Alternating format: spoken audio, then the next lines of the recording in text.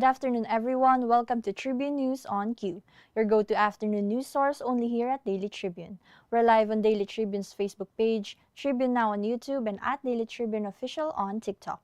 I'm Chynna Basillaje, bringing you today's top stories. Now for today's headlines. President Bongbong Marcos has urged continued international support for the Philippines' maritime interests and regional stability in his first phone call with South Korean President Lee Jae-myung. Both leaders reaffirmed their strategic partnership, vowing stronger cooperation in trade, defense, and people-to-people exchanges. Marcos congratulated Lee, who assumed office in June, and looked forward to meeting him at the 2025 APEC Summit in Seoul. This year marks 76 years of Philippine-Korean diplomatic ties.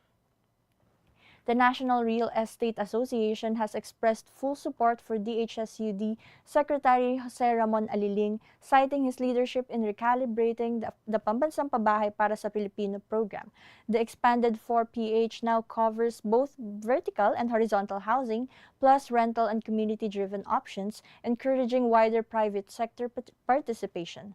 NREA praised Aliling's 8-point agenda and digitalization plans, aligning with President Marcos' vision to make housing more affordable and inclusive for Filipinos. The Philippines bears no responsibility for the collision between a Chinese warship and a China Coast Guard vessel near Bajo de Masinloc, the Department of Foreign Affairs said Friday. Foreign Affairs Secretary Teresa Lazaro stressed the incident was not caused by Philippine actions. The clash occurred as Chinese ships chased a Philippine Coast Guard vessel on an aid mission. Manila has demanded compensation for damages and the return of seized equipment. For international news, U.S. President Donald Trump says he won't be intimidated by Russian leader Vladimir Putin ahead on their one-on-one meeting Friday in Alaska. The talks come as Russia makes new battlefield against Ukraine. Trump vowed not to finalize any deal without Kyiv's input and is eyeing a follow-up summit with President Volodymyr Zelensky. European leaders remain wary, fearing Putin could push for a settlement on his terms. At least 56 people are dead and dozens remain missing after a cloudburst triggered flash floods in Chaucity village, Kishtwar, in Indian-administered Kashmir.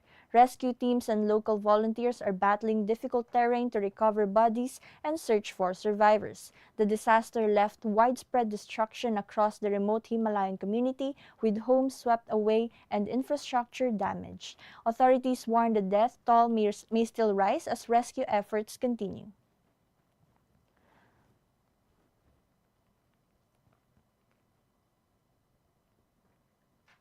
Motorists can expect varied pump price adjustments next week, according to the Department of Energy. Gasoline may rise by around 0.50 centavos per liter, while diesel could drop by 0.70 centavos and kerosene by 1 peso.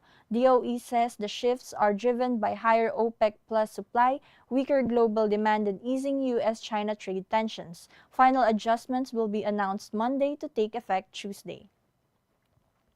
The Philippine Stock Exchange Index slipped 16 points or 0.26% to 6,275.60 by midday Friday.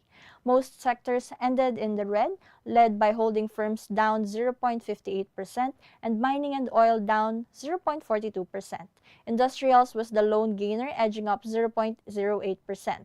Market activity saw over 928 million shares traded, valued at nearly 3 billion pesos, with 103 decliners outnumbering 77 advancers.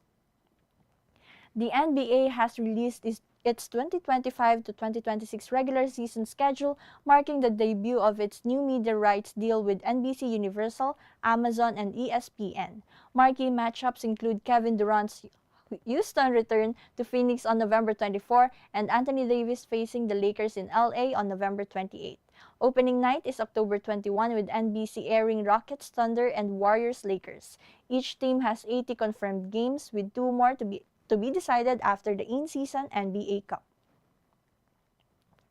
Actress Liza Soberano has revealed she and Enrique Hill ended their relationship nearly 3 years ago. Speaking on the podcast Can I Come In, Liza said they kept the split private at Enrique's request, admitting she feared the news would hurt her career and fan support. The two were together for almost 8 years, and Liza described their parting as beautiful and full of love, stressing that no wrongdoing was involved. They simply were no longer a match. Now pursuing her international career, Liza has appeared in Lisa Frankenstein, music videos, and global events like Coachella and the Elton John Oscars after party. Katribu, did you know on this day in 1947, India gained independence from British colonial rule, marking the birth of the world's largest democracy.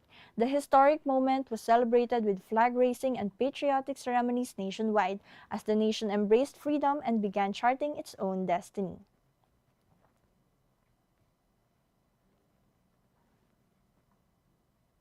And viral now on social media is a video of a woman being tested on her reading skills by her fiancé.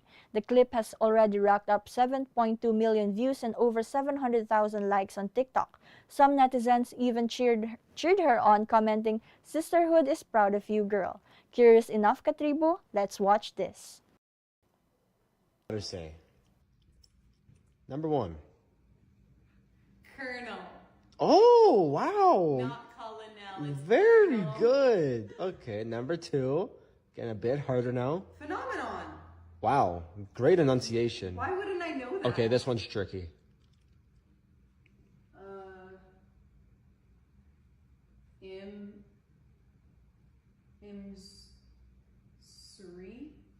know. I knew you wouldn't get that one. Let's just move on to the next one. Baloney. Wow. Hierarchy. Okay, last one.